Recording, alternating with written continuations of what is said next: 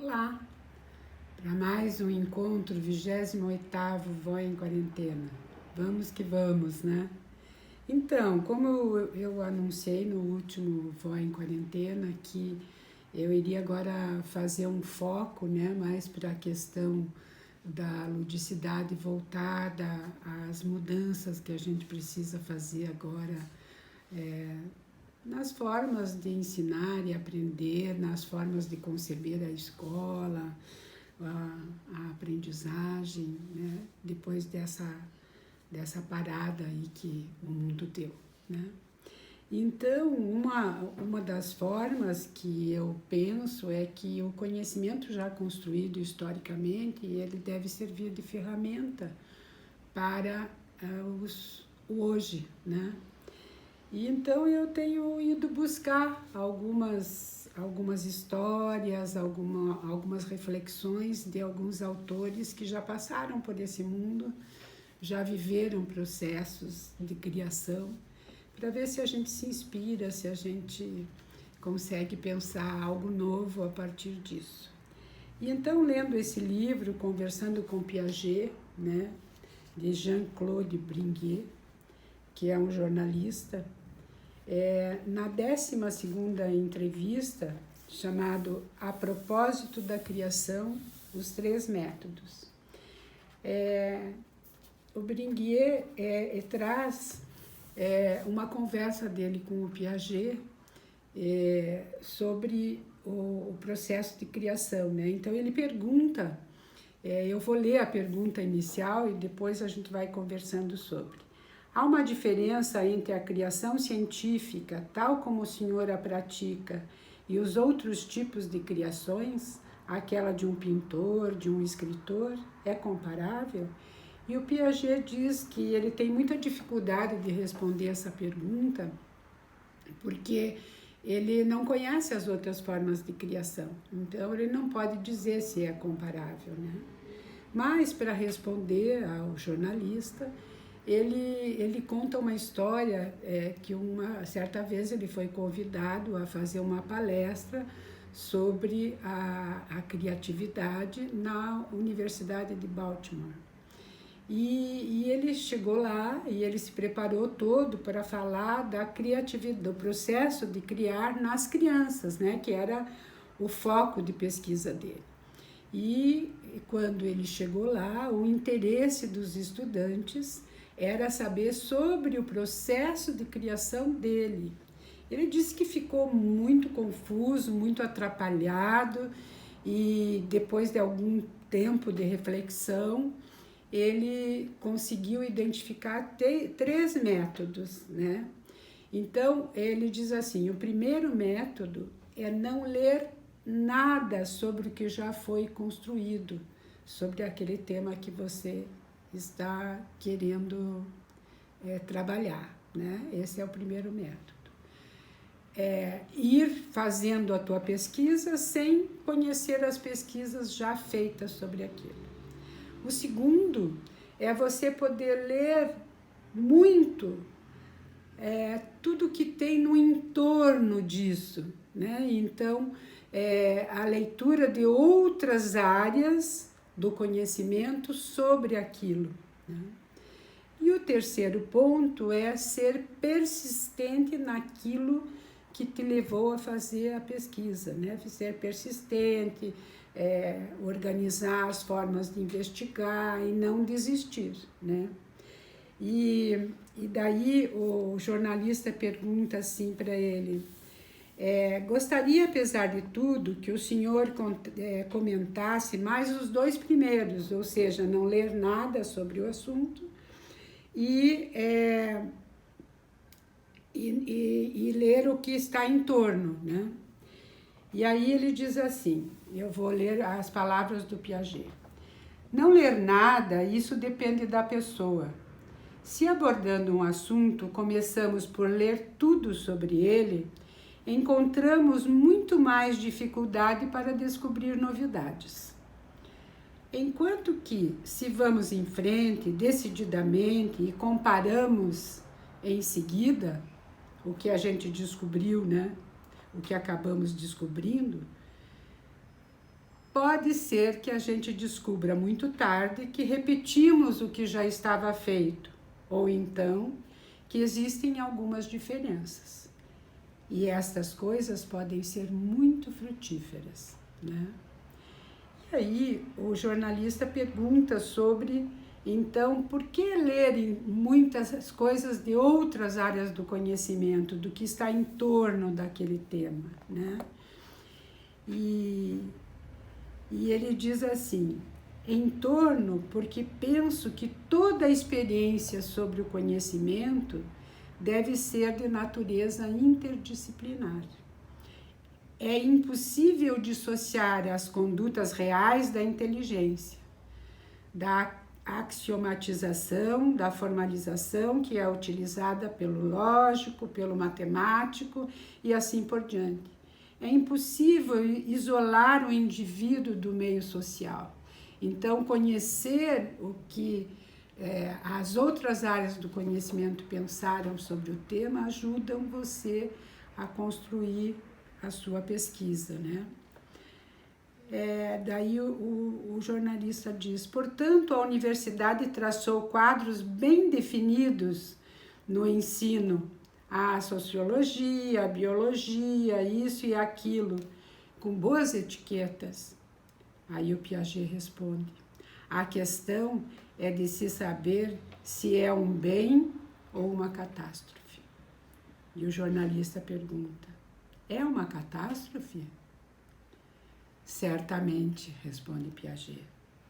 Retornemos, então, ao que o senhor disse um dia sobre essa ideia de que tudo que ensinamos à criança estamos impedindo-a de inventar. Retornemos a isso finalmente. Por que inventar é circular entre as disciplinas? Jean Piaget responde, sim, certamente. Então, daí o jornalista pergunta, qual o sistema governamental, político, que facilita um ensino que deixa espaço para a criança inventar?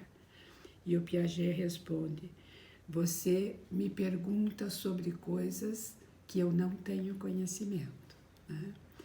E então acho que a gente pode pensar um pouquinho, né, o processo de criação agora de uma escola diferente, de uma escola que não só repete coisas, né, de uma escola que primeiro sabe tudo sobre o que foi feito anteriormente para depois poder pensar sobre o assunto. Talvez essa seja uma deixa que a gente possa ter. E deixa eu te perguntar, qual que é a sua forma de criação? Eu tenho uma forma de criação que começa com uma pergunta, sempre, né? Eu começo a me perguntar, mas por que isso é assim, né? A minha mãe contava que um dia eu cheguei para ela e perguntei, por que a gente chama... Não fui eu que perguntei, foi uma irmã minha que perguntou. Por que a gente chama cinto de cinto e machado de machado, né? E daí diz que eu respondi assim, porque se a gente chamasse cinto de machado, a gente não teria cintura, teria machadura, né? Então, quer dizer, a criança começa a se perguntar, né? E ela vai encontrando respostas que são muito originais e que bota também, coloca o adulto também a pensar, né? Agora, na hora que a gente vem com um conhecimento já pronto e acabado, a gente não deixa espaço para essa oxigenação, né? Então, o meu processo de criação é sempre eu fico maturando uma pergunta. E aí, como eu tenho aquela pergunta, tudo que eu escuto falar, às vezes estou vendo um filme, às vezes estou lendo uma poesia, às vezes eu estou ouvindo uma música. Houve um tempo que eu comecei a me perguntar sobre o papel do silêncio no processo de aprender. E aí tudo que eu ouvia ou que eu estava lendo um texto e que aparecia sobre o silêncio, eu ia compilando. É como isso que o Piaget falou dessa leitura em torno. Só que inicialmente eu não busco, eu só fico com a antena ligada, né? E aí eu vou juntando, então, esse poema, eu vou separando, eu vou fazendo as pilhas, né, que falam desse assunto. E depois eu me coloco a pensar, né, por que eu me perguntei o que mesmo que o silêncio tem a ver com o aprender e com o ensinar, e aí eu produzo, né, escrevo sobre, faço perguntas, interajo com as pessoas com as quais eu converso fazendo palestras e muitas vezes eu coloco em prática no processo de aprender das crianças com as quais eu trabalho, né? Muitas vezes não, sempre, né? Coloco em prática, percebo, vejo como isso funciona ali, nessa situação, na outra situação.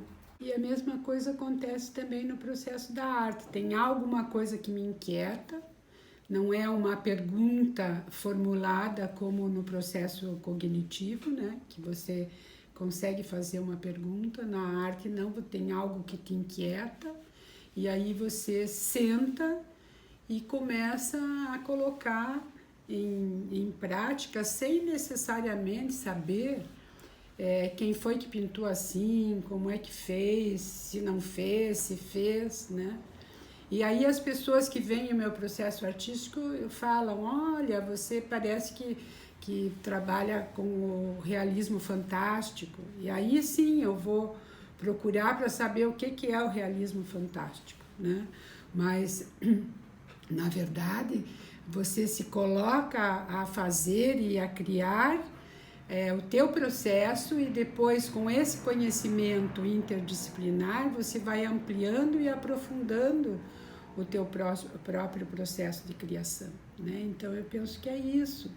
E eu gostaria, né, de ressaltar para vocês e de mostrar agora um filme do Luigi, junto com a Mariana, né, fazendo, experimentando coisas da vida, né, fazendo a experiência concreta para certamente depois isso transformar em formas de conhecimento, em formas de abordar a realidade. Então eu gostaria que vocês vissem, depois a gente continua falando um pouco.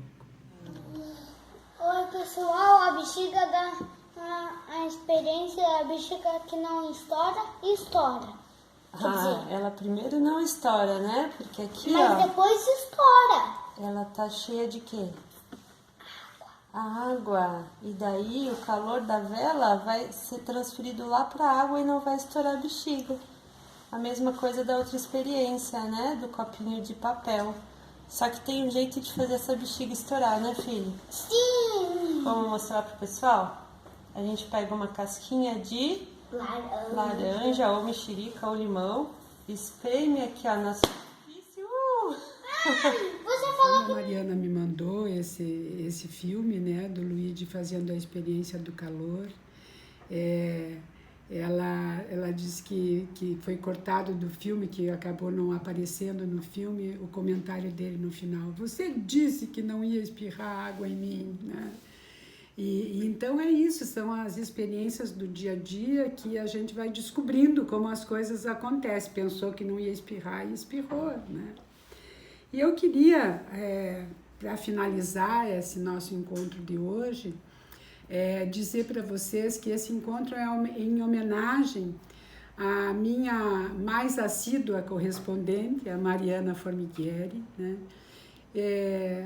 Que completou ontem 40 anos, né? E ela tem contribuído muito para o nosso trabalho, para que tudo isso seja possível, assim como a Renata também, né, que filma todas as vezes. Então eu quero agradecer a elas, agradecer a vocês que estão me ouvindo e dizer que gostaria que vocês fossem lá no canal Monte Serrarte, no YouTube e curtissem, compartilhassem e fizessem nos comentários para que a gente possa ir dando mais um passo, tá bom? Bom domingo a todos e até a próxima.